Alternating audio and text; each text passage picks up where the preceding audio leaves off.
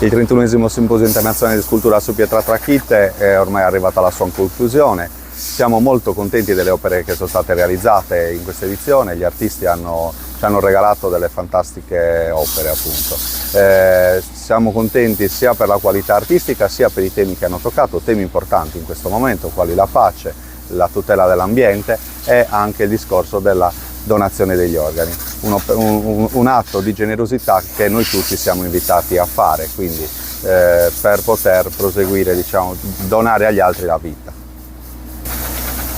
Il simposio a Fordongianus è nato nel 1991 perché la pietra trachyte era una delle risorse di Fordongianus.